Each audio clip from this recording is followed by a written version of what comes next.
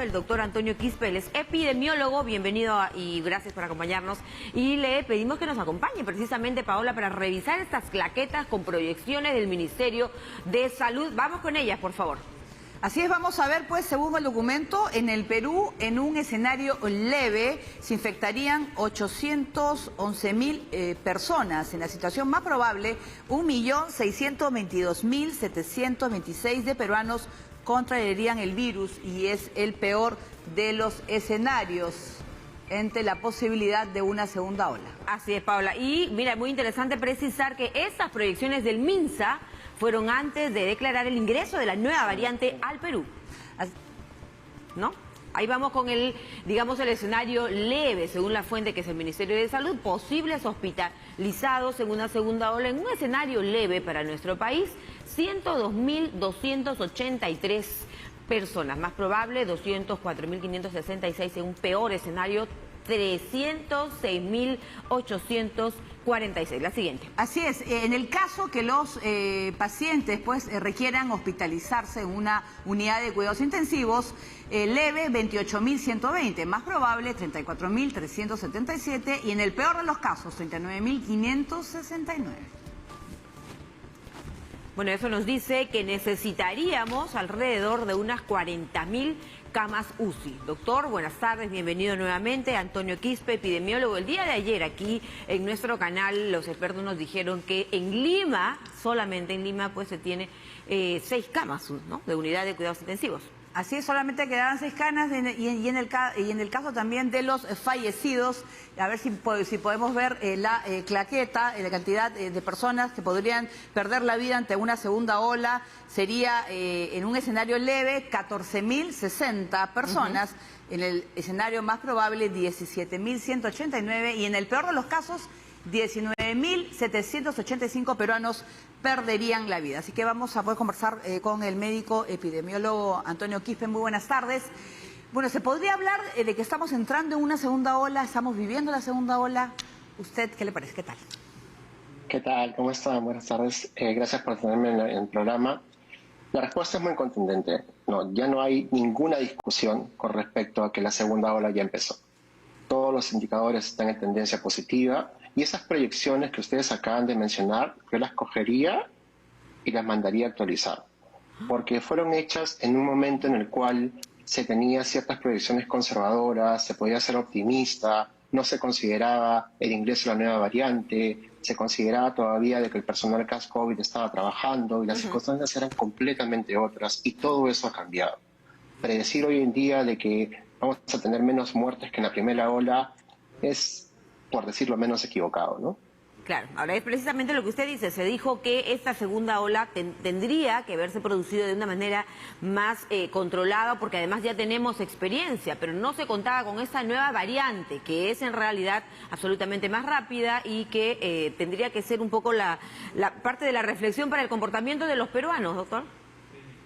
No solo eso, sino que esas predicciones fueron hechas asumiendo una serie de supuestos, como por ejemplo que no se iba a dar la transmisión descontrolada que se dio producto de las fiestas de fin de año, toda la campaña navideña, la reactivación de la gente como si no existiera pandemia, las reuniones familiares, las fiestas COVID, las pichangas COVID y todos aquellos factores que, para nuestra mala suerte, se han dado en el momento preciso cuando la nueva variante ya había ingresado y se ha empezado a diseminar por todo el Perú.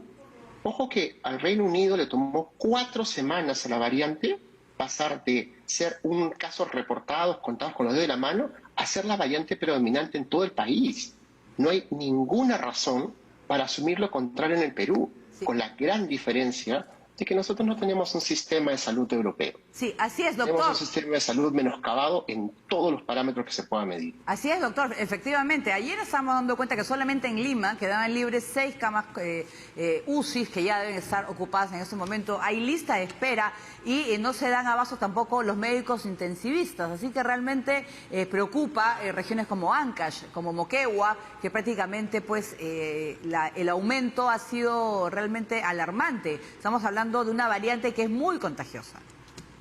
No solo eso, sino que el mismo hecho que teniendo la segunda ola recién empezando y a los hospitales colapsando, te dan una idea de que nuestro sistema de salud es muy precario. Y no solamente eso, que no estamos preparados ni contamos con los recursos suficientes para aguantar la cantidad de casos que se van a producir en las próximas semanas y sobre todo que no importa que la variante no sea más letal.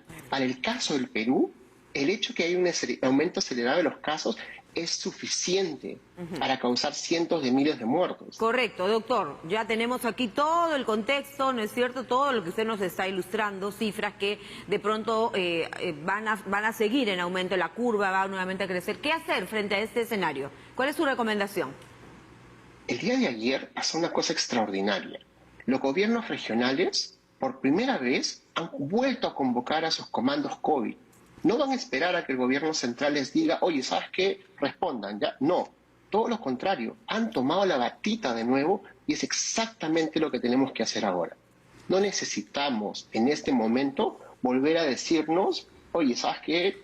Plantea tu alerta, responde, previene las muertes. El momento para prevenir la crisis sanitaria que se avecina era ayer, antes de las fiestas navideñas. Hoy ya vamos tarde. Y si aún, a pesar de todo esto, teniendo todos los indicadores en rojo, un gobernador regional no está tomando cartas en el asunto, va a ser el principal responsable de toda la crisis sanitaria de su región. Sí, doctor, precisamente Moquegua está solicitando ya cuarentena, se puede ya que los propios gobiernos regionales los establezcan, incluso se está hablando de confinamiento. Y esa es una de las grandes lecciones de la primera ola, que acuérdense que al inicio pensábamos en cuarentenas nacionales, ¿no? Y eso fue el último recurso lo aplicamos de inicio justamente para prevenir, reconociendo las limitaciones de nuestro sistema de salud. Ahora es increíble que estando con 40% menos personal, 30% menos camas, teniendo toda la crisis económica encima, los impactos de la crisis sanitaria anterior, la crisis política que todavía no se ha resuelto, estemos actuando como si no pasara nada. Correcto. Doctor, hay regiones, como le hemos citado acá, como Moquegua, como nos ha precisado Paola, también el tema de Huánuco. Recordemos lo que pedía la semana pasada el gobernador regional de Huánuco, que además, dicho sea de paso, tienen autonomía, tanto presupuestaria como tienen autonomía para, por ejemplo, modificar su calendario. Ellos lo pueden hacer. ¿Qué recomienda usted en relación a los cercos epidemiológicos? O de pronto muchos señalan que se podría analizar nuevamente un confinamiento general. El cerco epidemiológico fue algo que se utilizó en la campaña de erradicación del smallpox. En esa época tenías una vacuna y lo que decías era identifico un caso y vacuno alrededor. Hoy en día las vacunas todavía no han llegado. Hablar de un cerco epidemiológico es aplicar un concepto, sacarlo de su contexto y aplicarlo mal. No es lo que necesitamos ahora. Entonces, ahorita no tenemos una sola intervención y, repito, no hay una sola intervención más allá que la prevención que vamos a tener todos y cada uno de los peruanos para mitigar nuestro propio riesgo de contagiarnos, que permita interrumpir la transmisión. Las vacunas van a llegar en septiembre. No hay ninguna terapia, y mucho menos ivermectina, por el amor de Dios. Así es. Que Precisamente permita la transmisión. Hay mucha gente que, escuchando por ejemplo las palabras del vicedecano del Colegio Médico, confía en la ivermectina.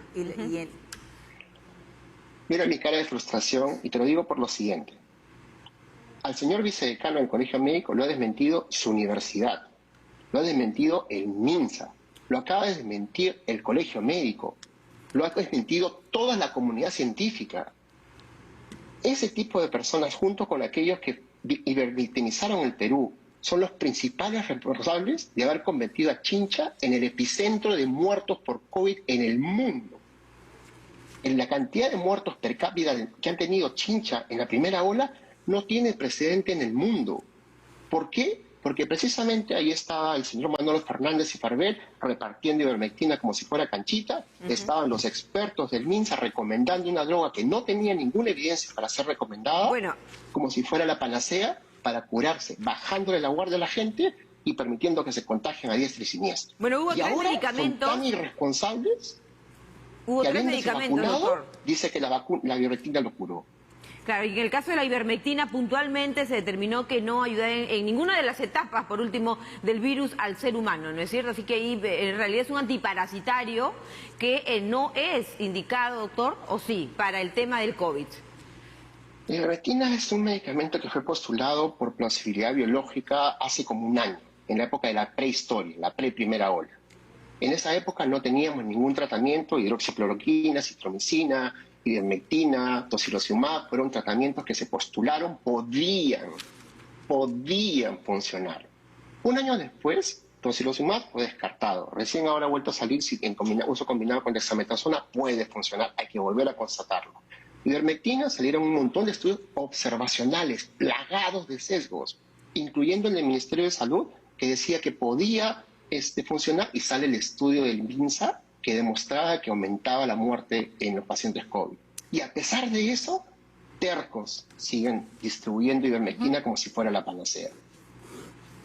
Bueno, doctor, clarísimo, ¿no? No, Y además lo que él ha dicho, en realidad el tema de los cercos epidemiológicos, finalmente se animaría a dar alguna recomendación final de lo que está faltando hacer en el Perú en esta etapa del virus y con la nueva variante. Seamos constructivos y permítanme ser propositivo. Primero, una llamada de alerta a todos los gobernadores regionales para que actúen ayer. Lo segundo, es la población la que tiene que reconocer de que la segunda ola ya empezó, que no hay camas UCI para atender a tu hijo, a tu mamá, a tu abuelo, a tu familiar, a tu colega. Vas a estar en la desesperación en la que están cientos de personas en el Twitter rogando por camas UCI. Y no las vas a encontrar, porque ya llegamos al tope de saturación. Ojo que las camas UCI se comportan como si fueran, tú dices, colapso hoy día, se libera una cama. Sí, apareció una cama. La lista de espera es tan larga que no hay forma de que encuentres una cama. Vas a ir al entierro de tu padre, al entierro de tu hijo, al entierro de tu abuela, y no vas a tener dónde esconder tu vergüenza por haber comportado de la manera irresponsable como se están comportando decenas de personas atendiendo a fiestas COVID, pichangas COVID y a reuniones sin ningún uso, ningún tipo de prevención. Así es, tiene mucha razón, doctor, así es, la segunda ola ya empezó y hay personas pues que realmente simplemente no sé si es que no quieren darse cuenta o prefieren evadir la realidad, pero una realidad que es que no hay camas UCI. Así es, no hay camas UCI y hay que seguir cuidándonos para evitar ser contagiados. Muchas gracias. Quiero yo agradecer al doctor Antonio Quispe, médico epidemiológico, que nos ha hablado pues directamente y yo creo que así debe ser. Clarísimo, ¿no? Clarísimo. Ha sido clarísimo, contundente nuestro invitado. Gracias por ello, precisamente, para que podamos entender de qué se trata ese momento por el que atravesamos con la nueva variante.